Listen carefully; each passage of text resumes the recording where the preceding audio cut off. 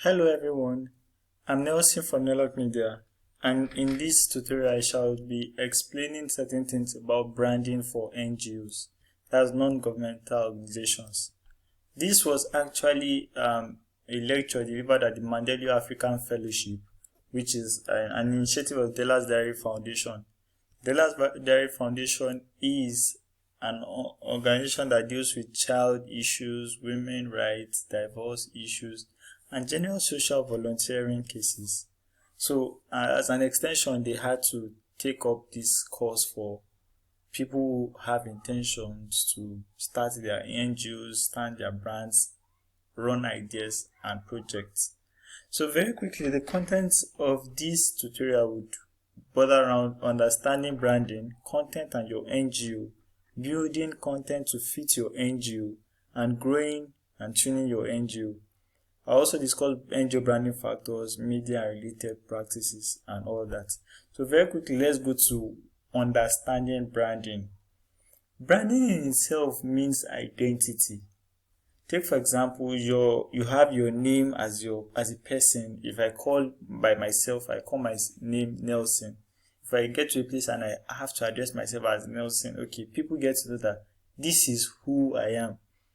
It may be by my stature, by my appearance, by certain colors that they identify with me, or anything that just depicts and represents me.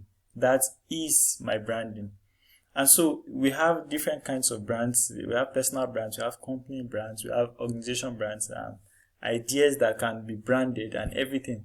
Practically everything can be branded. So it just depends on what you think branding is and what you want it to be. Here, as you can read through this, it says branding is best defined as the unique representation of a concept, idea, or platform with intentions to create an impression in the hearts of its audience. And so you know that thing when people say that, okay, first impression matters. Yes, that's actually what branding is. And it's not only your first impression in this case, it is much more of a recurrent impression. So what happens at the first instance, what people see when they get to see it the first time, comes again and again and again in their minds subsequently. That automatically becomes an identity for you. If you see a madman, for instance, you identify that, okay, by his appearance, this person is a madman. If you see an artist, for instance, a musician, and okay, an hip-hop musician, and you see him from afar, you get to identify, okay, this is an hip-hop musician.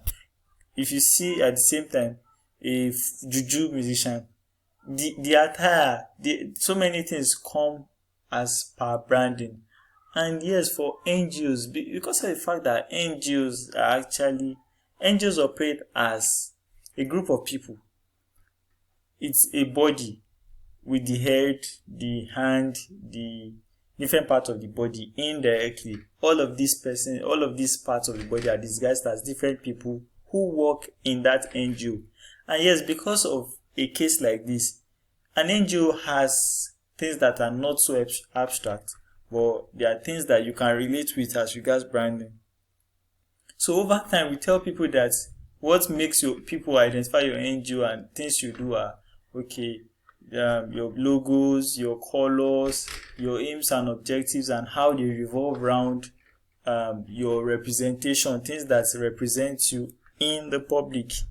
So continuing, it says to build branding for a non-governmental organization, you cannot rule out identity and reputation. Identity is actually what people see, your reputation that you build over time. A rich man is always known for certain reputation, and a poor man will always be known for certain reputation.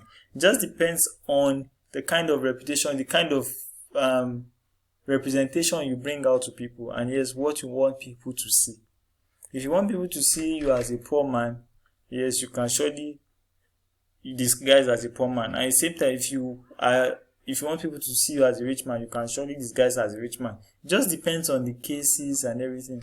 When some people claim to think that branding could lie, I'm not disputing the fact that yes, branding can lie in certain cases, because you can just cook up something that is imaginary and so brand it and make people believe that this is what it is, whereas it is not actually it. but at the same time, it still appeals to people no matter what. So whatsoever it is, whether good or bad, you can brand it and make sure it appeals to people, and that is what branding is. Now, the reason why branding is very essential for NGOs is because of the fact that NGOs need to be able to gain people's trust. Imagine you are a non-governmental organization that needs to get money from people and stuff, and then people cannot trust you because they do not understand your brand. Your colors, your identity, everything that represents you cannot properly tell them what you do.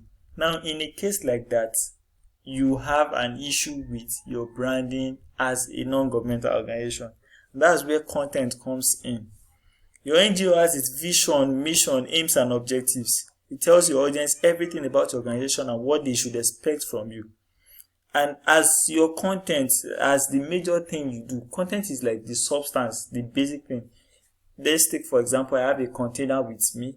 The content of that container, what is inside the container, is like the substance. That's the basic reason why there is a branding. Now, if I pick up that bottle, that container, and then I decorate it, or I make a print on it, now that is just branding. It's making you feel and look at it as, okay, this is something beautiful. I hope you understand. It's making you feel that this is something beautiful.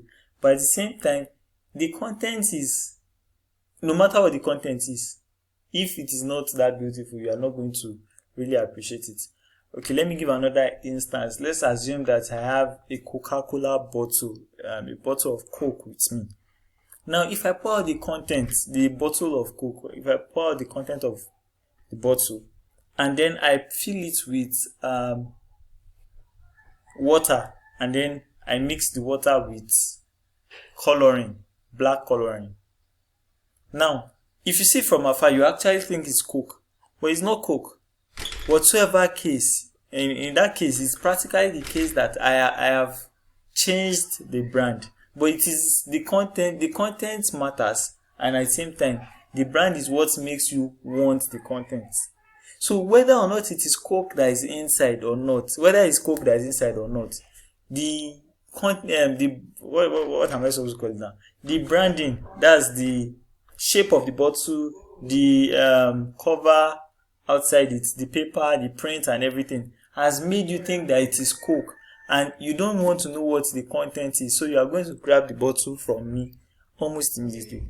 That's how branding and reputation happens for NGOs. So yes, let's go to building content to fit your NGO. The best way to build content to fit your NGO is to understand your vision and mission statements properly, look at your aims and objectives, and then know your internal structure blueprints. Once you can identify all of these things, you really will be able to understand what branding is for your NGO, and yes, you will be able to brand your NGO properly. You have to take into consideration factors like colors, factors like lines, shapes, fonts, factors like the kind of website you are supposed to have, the kind of graphics you put out, the nature of your press releases, the nature of your documents, the nature of your programs. All of these come into how branding works.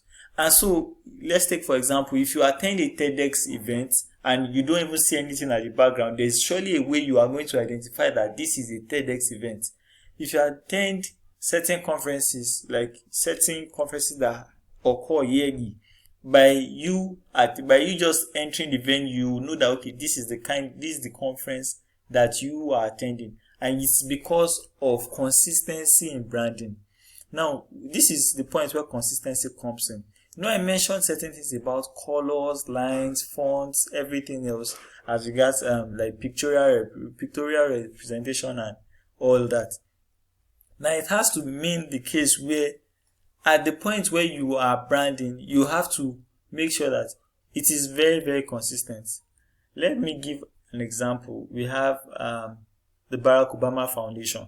Barack Obama Foundation is owned by Barack Obama in his name, and by the operations, you want something that people can really vouch for.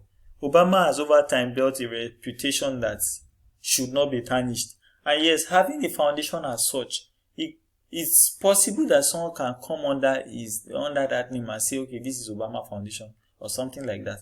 And yes, he does not want it to just look, he would not want it to just look like, okay, it's someone else who is running it, and then ruin his own reputation because his name is involved in that foundation, whether or not he owns it. Now, in a case like that, you have everything that you need, everything possible to make sure that your brand is protected. And that is why your content must align, and at the same time, you must be consistent in delivering your brand message. Your content is very, very related to your brand message. Without your content and without a proper understanding of your content, you will be unable to deliver your proper brand message. Now, there are NGO branding factors, media and related platforms that I'm going to explain right now to round off. First is communication. Communication is the process of passing out your organization's message to your audience. So your audience can vary. You have, in public relations, we call them publics. You have different kinds of publics. You have internal publics, financial publics, blah, blah, blah, and everything. You can check other videos on this page to find out more about all of that. But specifically, you have your immediate team. You will not want to send an internal memo to people who want to donate to a cause that your NGO is running. At the same time, you will not want to send an external memo, something that a press release. You won't want to send a press release as something like an internal memo. You really will not want to mix up all of those things. There are certain things that you should let certain people know and not everybody know. Even for Jesus Christ in his ministry, as an allusion, he had an inner caucus. He had 3 disciples, the closer disciples, he had the 12, and then he had others. So it is a matter of who should know what. There's a principle of communication that has to do with telling people what they want to hear at the time they need to hear it, and making sure that they are the right set of people at that point in time. Then you also need to communicate to your financial and material sponsors. I mentioned this earlier when I said, okay, you may need to request for donations and all that. Then your fans, people who like what you do as an NGO, people who help you to share your news, spread your good news, people who represent your NGO without getting paid, and all of that. And then people who your NGO's vision targets basically. Take for example, your NGO deals with widows, specifically for widows, and you cannot pass your message properly to them. They will just come and think that you are actually an NGO that deals with the poor and the needy in general. Not all widows are poor and needy. There are widows that are well-to-do and all of that. So it just depends on how you pass your message across. If it's an NGO that deals with cancer ailments, cancer treatment, you have to be very, very specific, whether it's breast cancer or skin cancer or this kind of cancer. Else, there are different kinds of cancer. So anybody can just assume that it is anything.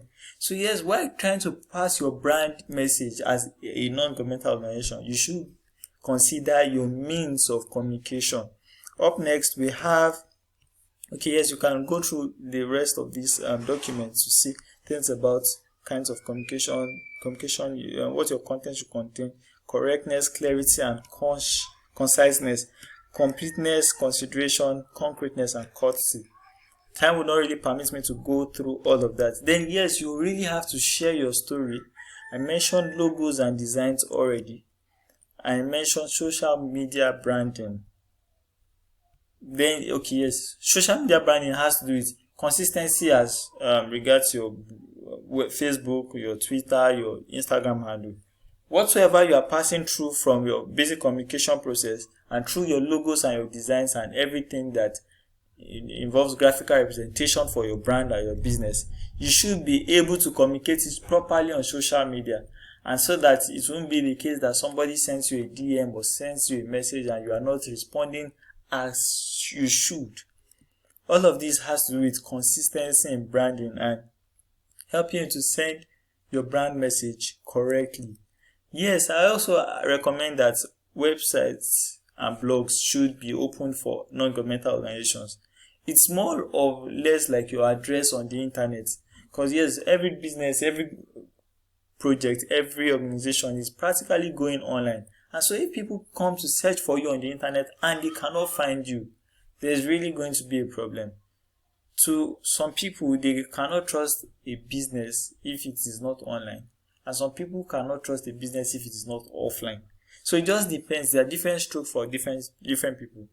Certain things show authenticity and guarantee that okay, people will be able to donate. Take for example, I'm in Australia and someone is in Nigeria, an NGO is in a non-governmental organization is in Nigeria. You need me to donate for something. I do not just want to put in my money to people who are in Nigeria. So how then can I verify that you are a confirmed, like an authentic non-governmental organization? Do I have to send representatives from Australia? No. So I can just check your website, check your social media pages, check to see past projects and how well you can communicate your brand message through your website and your social media pages. And definitely I will be able to get through to you. Public relations on the other end is a wider sphere. It's much more of how well we can relate to the public as literally as it is. So yes, it's more of how you can communicate. It deals much more with communications. Most times it's measured as PR and communications. You can also check other videos on this YouTube channel so that you'll be able to get a hang of what public relations means. And so in conclusion, if you duly followed and take into consideration all of the things that this course has discussed, you really have a great idea of what branding entails. And yes, you should not make any mistake in the course of starting your NGO or rebranding it. There's a case where you have to start your testimony, or a case where you have to start your NGO, or a case where you have to rebrand your NGO. In whichever case, you should not make the same mistakes you have made earlier. Ensure that you are consistent. Ensure that you pass out your brand message properly. Ensure that you consistently communicate with your audience. This material will be made available for download in the link below, in the description below. So kindly download and share. Thank you very much for listening to this video. I hope to see you very, very soon. Cheers.